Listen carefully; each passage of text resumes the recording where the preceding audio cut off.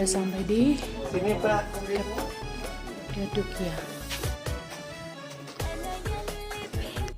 Hai guys, apa kabar? Kembali lagi di channel YouTube Erlin Ramses, dan kali ini saya akan melanjutkan cerita saya pada saat saya berada di Turki, dan ini adalah hari ke-6 di mana saya sedang berada di Cappadocia. Nah, di episode sebelumnya saya menceritakan bahwa perjalanan dari Pamukkale ke Cappadocia kami tempuh menggunakan bis pariwisata yang kami ikuti selama 7 jam, dan kami nginap semalam di hotel yang tepatnya berada di Göreme yang bernama Hotel Yusuf Yigitoglu Mansion. Nah, hotel ini unik guys, jadi mengusung konsep seperti seolah-olah kita tinggal di dalam goa begitu ya.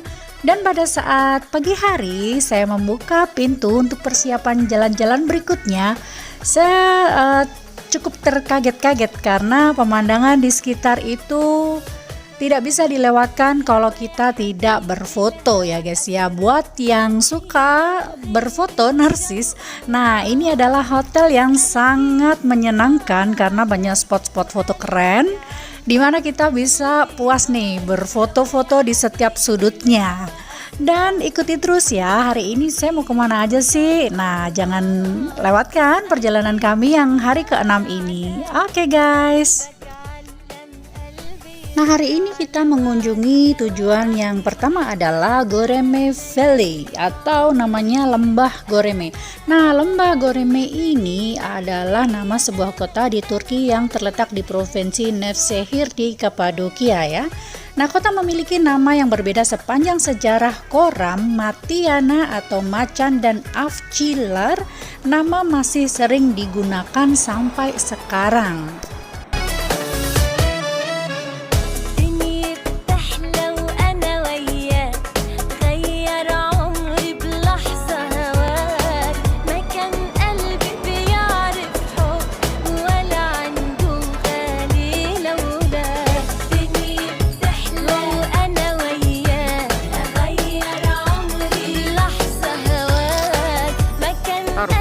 Nah, setelah kita puas berfoto di Lembah Göreme sekitar 30 menit, kita akan menuju ke yang bernama Underground City atau kota yang berada di bawah tanah. Nah, seperti apa penampakannya? Yuk kita lihat dan kita saksikan betapa megahnya kota yang berada di bawah tanah ini guys. Dia suku apa namanya? Suku apa namanya? Surgutasi.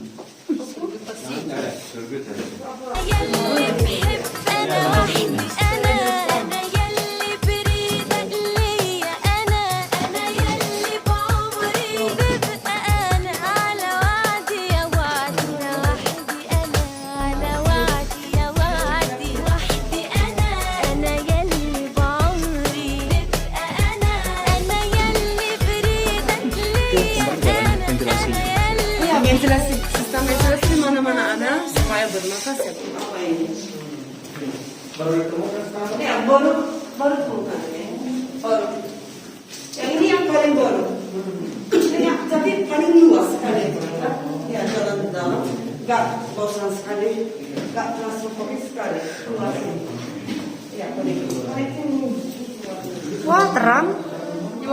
Jualan. Wah.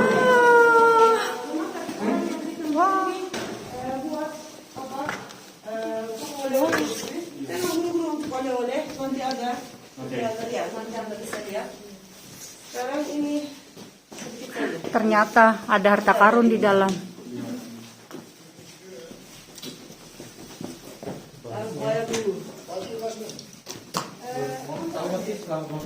Ternyata setelah kita di kegelapan dari tadi jalan menyusuri tiap-tiap lorong, dan terakhir pada saat pintu mau keluar itu ada satu tempat yang menjual souvenir, dan di sini sangat terang dan mewah guys.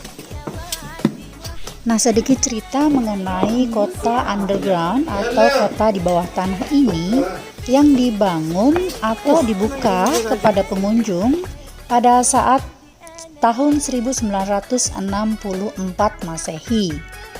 Nah, Pada saat itu ceritanya orang-orang Kaimakli telah membangun rumah mereka ini di sekitar kota bawah tanah ini. Nah, setidaknya terdapat hampir 100 terowongan yang menghubungkan kota bawah tanah dengan rumah-rumah penduduk ini, guys. Penduduk wilayah ini masih menggunakan tempat itu sebagai gudang. Nah, tempat penyimpanan dan kandang yang bisa mereka akses melalui halaman rumah.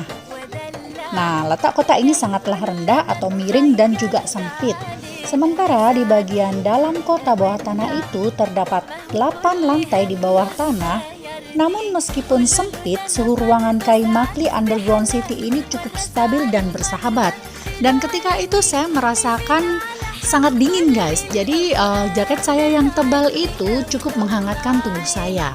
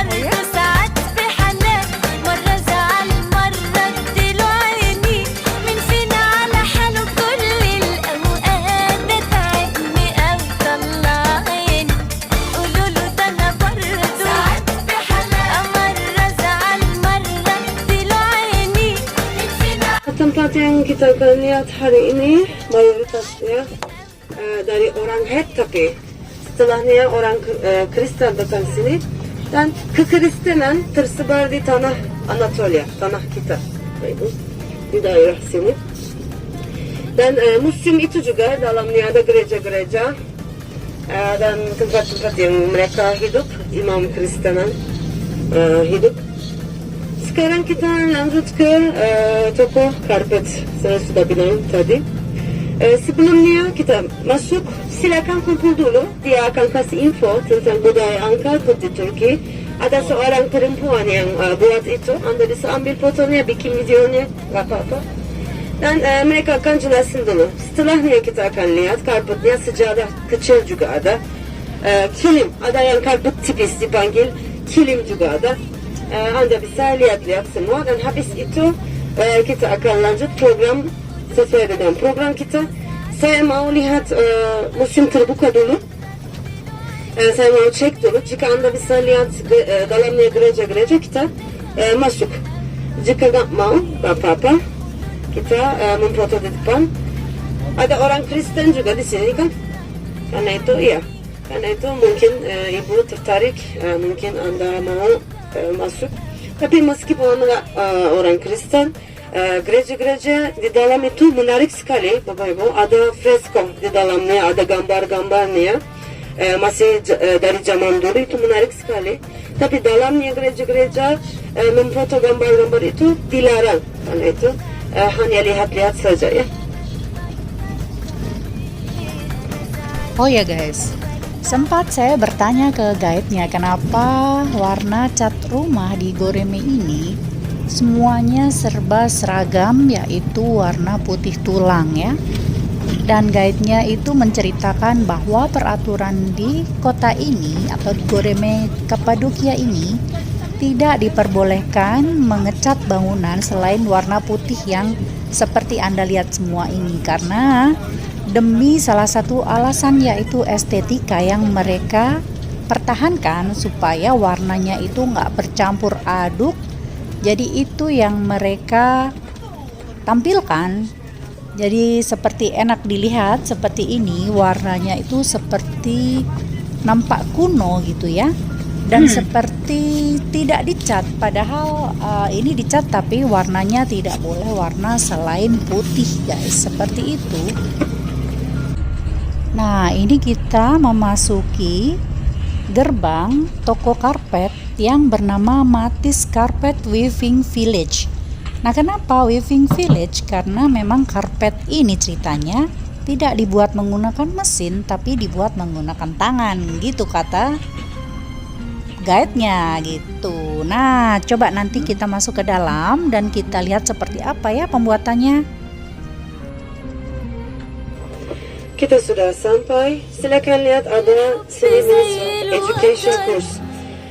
Orang-orang dikasih pelatihan buat karpet di sini, terutama anak perempuan supaya melanjutkan budayaan Turki.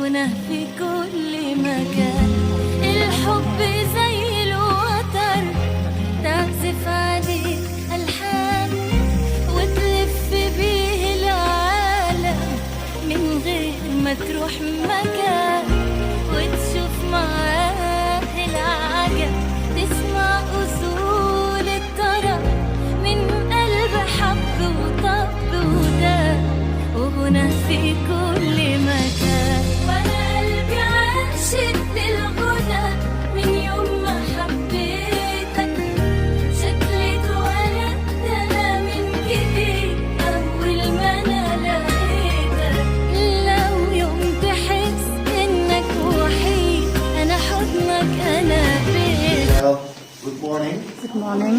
How are you today? Fine. Everybody looks great. Everybody's smiling. Sigara. First time here? Sigara. Well, my name is John. I'm the production manager in this establishment, and you are in one of the biggest handmade carpets producer and the exporter of Turkey right now, company Matis. Paham atau mau saya menerjemahkan? Paham sih. Paham? Oke, sedikit dekat-dekat sini. Jika nggak paham, dia adalah manajernya toko ini. Toko ini adalah salah satu yang terbesar di daerah sini yang sebagai karpet, budayaan karpet dan ekspor sama negara yang lain juga. Dan negara yang lain, terutama Amerika tertarik sama karpetnya Turki, juga Jepang. Amerika sama Jepang mereka tertarik. İngilizce mi devam edeyim? İngilizce de Tamam. anlıyorlar.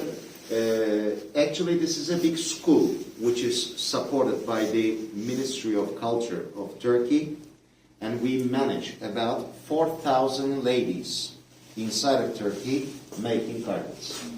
We just give them material, we just set up the looms in their houses while they are at home, during they are cooking, while they care of their babes, they make carpets.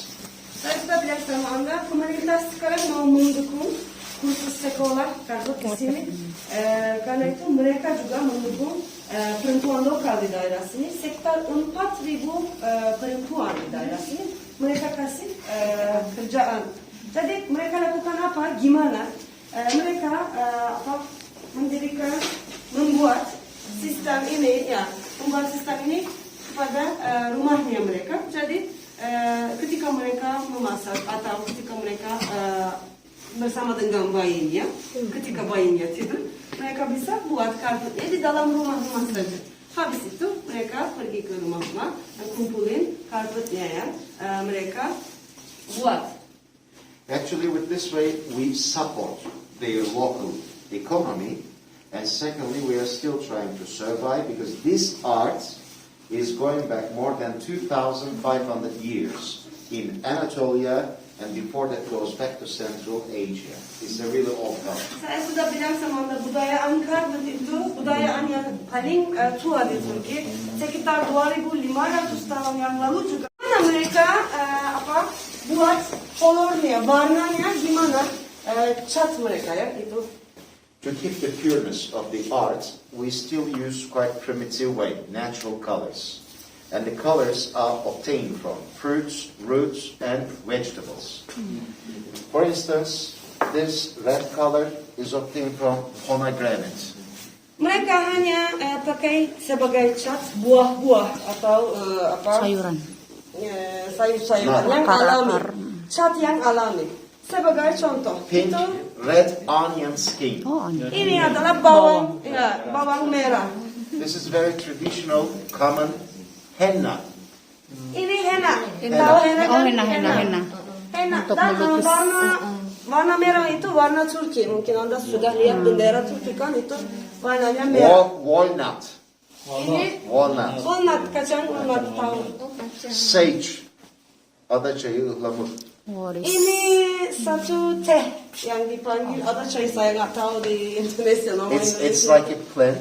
When you get flu, you just put the plant inside the hot water. When you drink it, it makes your throat very soft and smooth. In that way, relaxing. It's a plant. It's a medical plant. It's used for calming process Itu as well. sage, sage namanya di bahasa Sage. Inggris. Tapi mungkin nggak ada di Indonesia karena di kamus nggak ada. And here, tobacco. Tembakau. Ini ya tembakau ya. Oak apple. Oak apple. Apa? Indigo. Apa? Ini Indigo. ada satu Used for blue herbal jeans. indigo untuk jeans mereka For pakai. blue jeans. Ya. Eggplant skin. Eggplant. Apa ya itu? Eggplant neydi ya? Terong. Ya, terong. Plant. Terima kasih. Plant. Siyah kök. Boleh pulang deh. Ini dari dasarnya sayuran yang hitam. Sayuran yang hitam. Most costly color. Dasar apa itu ya? Most costly color. Saffron. Saffron. Akar. Oh, Akarnya. No, bukan. Ini saffron. Ya, saffron buat kuning kan? Expensive. Untuk nasi juga, ya. 1 kg. Good quality saffron cost about 7,000 US dollars. 7,000. 1 kg. 1 gallon about 25,000. Sonra bir şey aldılar. Sudah tahu ya. Sudah Quite tahu. expensive. Okay. This is pardon. This is our copper kettle. We just put water, Oh, untuk masak ya. plants, and the wool all Ah, together. dikasih Inside, masuk. We boil them for 3 days. Sampai mendidih di situ. After 3 days boiling, we let them have a rest inside the water for another 1 month. During 1 month, plant gives all color, pigments to the water, and the wool observes. And when we catch the right color, we take them out, we separate wool and plant, and we wash wool with cold water. It's going to be ready for Cium bau carpet. aroma Okay? rempah-rempah. Jadi mereka mendidih di dalamnya Aroma sini khas begitu. selama 3 hari dan setelahnya selama 1 bulan itu tinggal di dalamnya supaya masuk warnanya di dalam baik dan setelahnya biar istirahat dulu dan setelahnya mereka pisahkan sayur sama bowl itu. Nah, itu proses yang lama hanya supaya warnanya masih belum tahu gimana buatnya itu. Tamam. İpeği gösterelim. Sutra. Sekarang tentang sutra kita mau kasih info. Sutra gimana mereka buat talinya sutra? One cocoon, one kepompon gives 1.5 kilometers. Hanya Continuous satu length. leaf kayak gini yang Anda lihat. Hanya satu-satunya 1,5 kilometer panjangnya. We never use beginning and the end of the fibers. We send them to textile companies. They do produce scarves, ties. But from the middle, she passes all fibers from small hook, goes to the first wheel, big hook and the big wheel. Just stay behind a little bit, okay? She turns and starts to pull the fibers out of the cocoons. Everybody can come and feel, touch. Mereka hanya pakai bagiannya tengah itu, yang bagian pertama sama yang bagian terakhir dikirim supaya buat apa? She's pulling and rolling, and everybody thinks that silk is very fragile or delicate. It's not reality. The silk is the second strongest natural fiber in the world. First one is spider web. Dunia ada 2 teknik supaya buat karpet. itu dipanggil simple satu atau simple dua. Simple dua itu budayaan khas Turki. Kenapa? Satunya penyebabnya ini budayaan kita. Yang kedua, penyebab kedua itu lebih kokoh daripada simple satu. If you imagine this whole white vertical threads. Yang kedua dari depan. Gimana cara buatnya? Second. Lihat. Bir tut şimdi. We tied two of them. That's why we call double. Double knot. Simple dua. Karena dia apa? Pulls, cuts. Bir daha göster. Aynen. One more.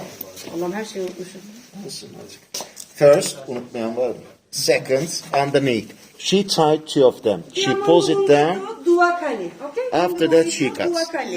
Now, what she's doing? After she makes one line or row, with this iron comb, she bits them to make them Ini tighter. alat yang spesial. Memadatkan. Tight.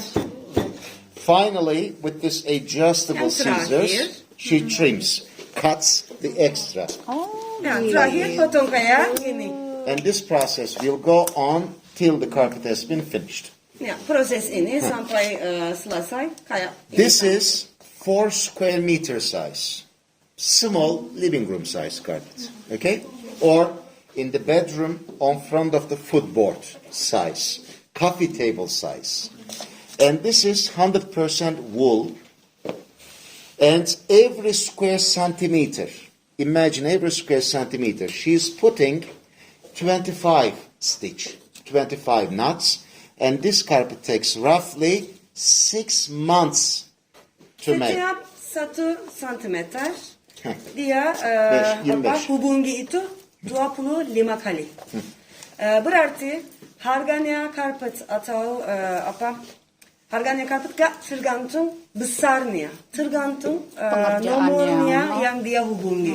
Oke, jika talinya tipis-tipis kayak sutra, itu lebih lama buat, kan? Rumit. Itu lebih lama buat, jadi itu lebih mahal daripada ini. Tapi ini yang wall, ini dari wall, ini sekitar 4 meter persegi.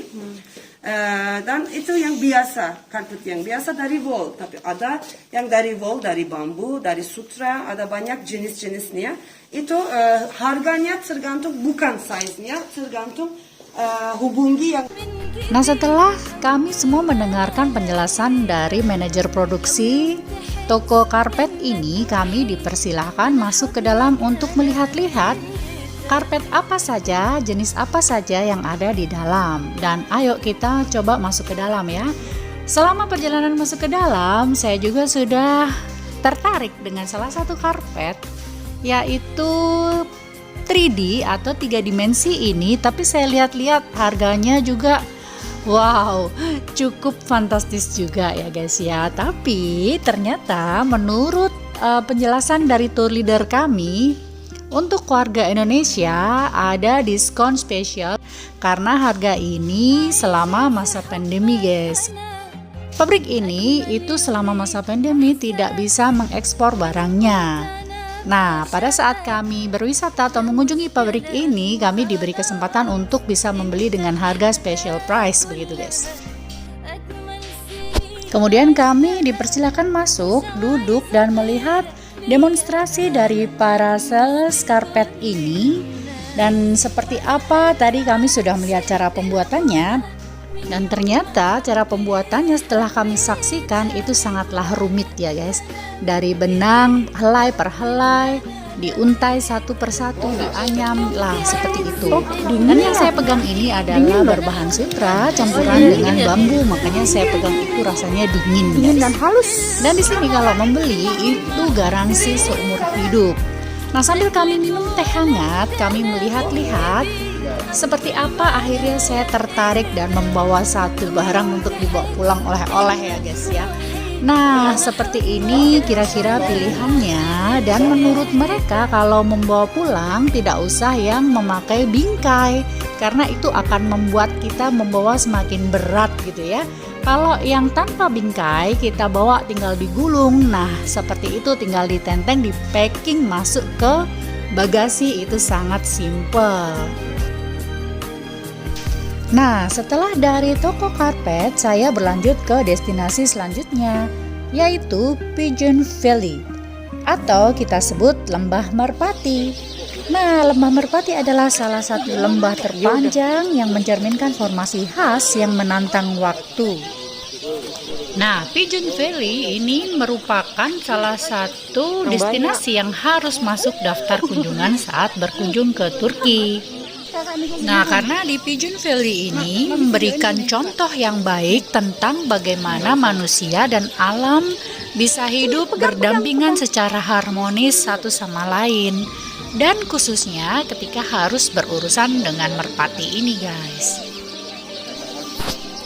Sedikit cerita mengenai sejarah Pigeon Valley ini merupakan pemukiman Kristen di Kapadokia. Kota bersejarah di era Roma, mereka membangun banyak gereja, biara, dan kapel untuk bebas beribadah. Nah, ketika mereka pergi ke gereja untuk membuat ritual, orang Kristen mencelupkan roti ke dalam anggur yang melambangkan darah Yesus Kristus.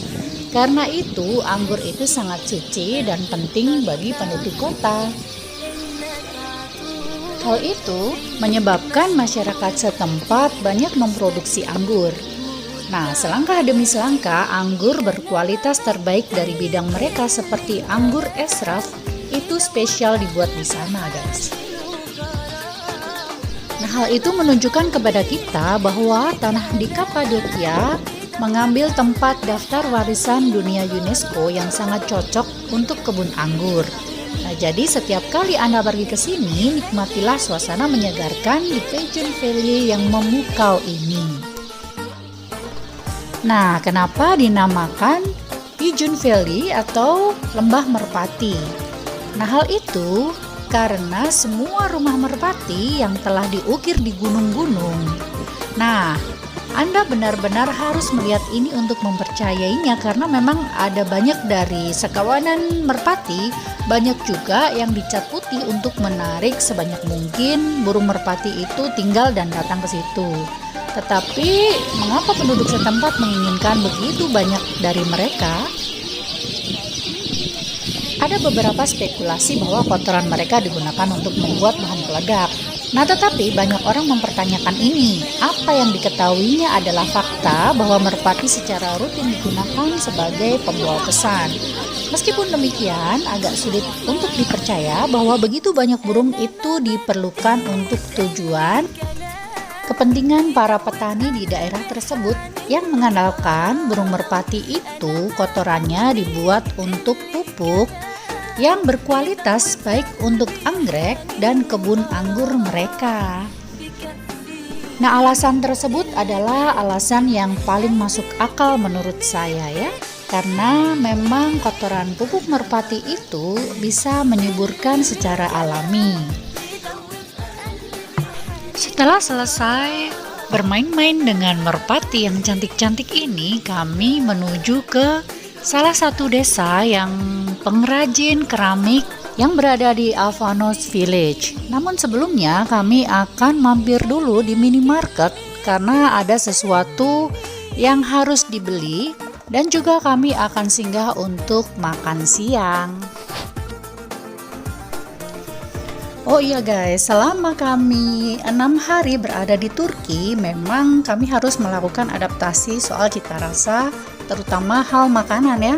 Karena di Turki ini ala-ala makanan seperti Eropa yang minim akan cita rasa pedas.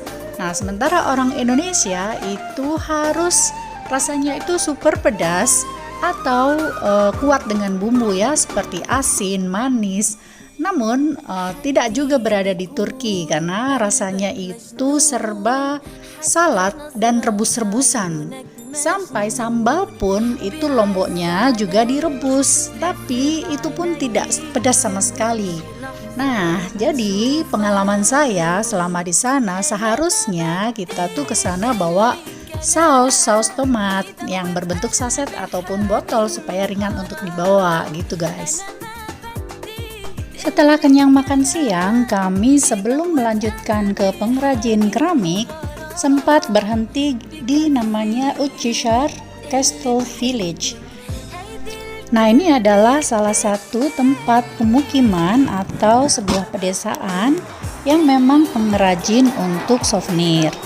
Nah, menurut saya lebih bagus kalau membeli souvenir di tempat-tempat seperti ini karena langsung dengan yang membuat atau pengrajinnya. Dan yang membuat ini adalah seorang nenek-nenek dan yang menjual adalah seorang kakek-kakek. Nah, di situ hati saya juga merasa iba karena kakek atau nenek tersebut mengatakan bahwa hari ini kami ini adalah pembeli pertama. Jadi saya pun di situ merasa sangat terharu gitu ya guys ya. Karena selain kita membeli juga membantu mereka untuk memberikan rezeki pada saat itu gitu guys. Nah, akhirnya kami tiba di pottery shop, sebuah desa di Avanos Village. Nah, yuk kita dengarkan guide-nya ini memberikan penjelasan apa ya guys. Ini dari bapak ke anaknya. And let's see Mr. Cemil demonstration for you. Kick wheel is very old technique. Ini teknik yang paling tua di tanah ini. Bisa bikin video? Ya. Ini teknik yang paling tua. Silakan lihat gimana cara buatnya. Oke.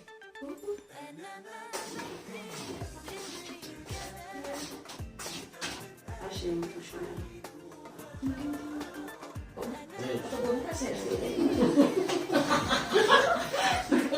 Kenapa kalian lihat?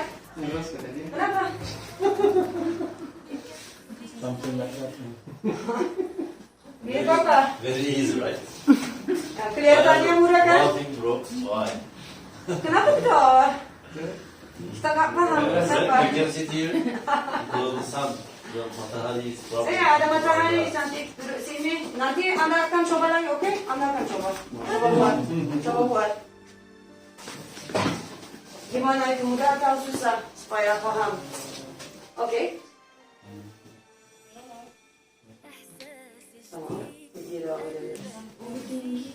Ladies and gentlemen, until 1980s, ceramic was the best job for the men in Cappadocia. Some old people still say if you couldn't do this, you couldn't get married easily. Sampai tahun 1980-an, bisnis ini sangat penting untuk laki-laki. Kenapa? Jika Anda nggak bisa buat keramik, nggak bisa menikah di daerah sini. Jika bapaknya perempuan nggak kasih anaknya sama dia, kenapa? Karena ada bisnisnya untuk dia ya. Do you guess this clay is called terracotta? Ini namanya terracotta. Terracotta means the clay which has too much iron oxide inside, iron besi inside. Ada besi di dalamnya yang paling banyak itu tanahnya ini. So when you fire Terracotta. it becomes just like a stone. Ketika Anda bakar itu akan jadi kayak batu. This is important. But we have white clay as well. Ada yang putih juga kayak gini. The white clay is not as hard as the red one, so we add some powder of quartz stone inside, quartz powder inside. Ini yang putih itu tidak strong keras ya. Nggak keras kayak terracotta. Mereka masukin dalamnya pasir quartz. Quartz stone. Here is a volcanic place. Cappadocia is a volcanic area, so we have stone mines in Cappadocia. Ini adalah daerah vulkanik, saya sudah Gemstone, bilang. normal stone. Dan karena itu ada Marble yang mines, quartz mines. ada yang termasuk quartz, termasuk marble. Many different stones. Ada banyak stone di daerah sini, banyak batu di daerah sini. بين ايديك ليه مخبي وانت بان شو Nah, ini adalah salah satu teman peserta tur kami yang namanya Yusuf, guys.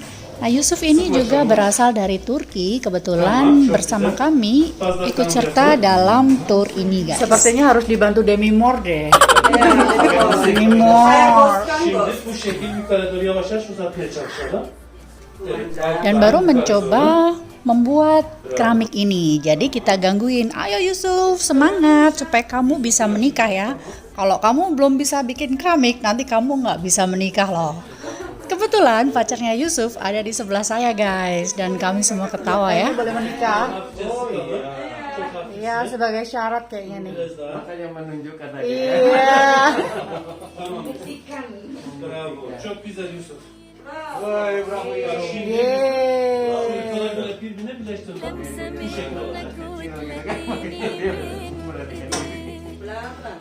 حاسة بيك وانت عارف حاسة بكل ده نفسي افهم قولي ما تسيبنيش كده Keras ya?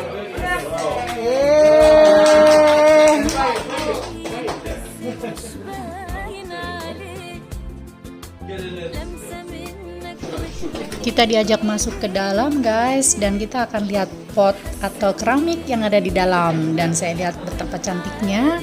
Tapi kalau mau dibawa pulang juga agak ribet guys bawaannya, karena berat dan rawan pecah. Jadi kalau sudah dibeli mahal-mahal sampai di tempatnya pecah kan sayang ya guys ya. Belum selesai infonya ya. I've seen that before because this technique is also just in Cappadocia. Teknik ini hanya ada di Kapadokia. Apa itu? Belum mengerti kan? Come inside, Silakan. please. Silakan, sister. Come inside. Ya, silakan. We will turn off the light.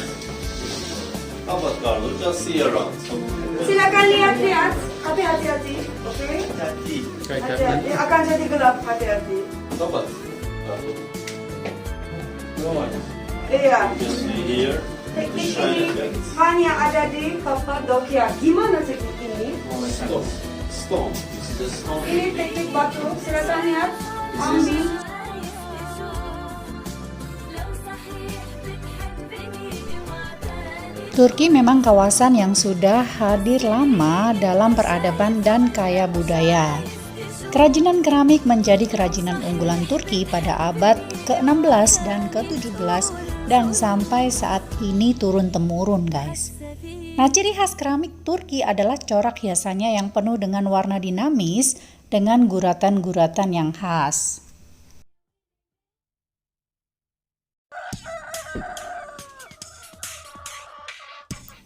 Selama saya berada di toko ini, saya merasakan betapa ada toleransi yang sangat tinggi di negara ini, terbukti dari beberapa karya yang tertulis di situ bahwa banyak yang mengenai tulisan Arab dan juga ada doa Bapa Kami juga. Nah, di situ adalah peradaban mula-mula atau budaya yang tercampur jadi satu dituang dalam satu karya seni, yaitu keramik ini guys. Dan itu sangat indah buat saya nikmati, saya teliti, saya lihat satu persatu, ini itu luar biasa gitu guys. وارجع زي زمان يا ابني اسمعني هتدلعني تاخد عيني كمان حبيبي قرب بص وبص بص زعلان ازعل ازعل نص نص لحسن هبعد ابعد قهوة نص وهتبقى انت اكيد خسران حبيبي قرب بص وبص بص زعلان ازعل Nah, setelah kita selesai dari pottery shop atau kerajinan keramik, kita akan menuju ke Devren Valley. Nah, Devren Valley ini juga dikenal sebagai Pink Valley atau Imaginary Valley ya. Terletak di lereng utara Aktape atau 5 km dari Pasabaklari dan 5 km dari Avanos. Sebuah kota yang dikenal sebagai bengkel tembikar dan pasarnya yang ramai. Devren Valley ini menjadi akhir perjalanan kami di cerita hari ini, hari ke-6 ya. Dan kita akan lanjut lagi cerita di hari ke-7. Ikuti terus, bye-bye.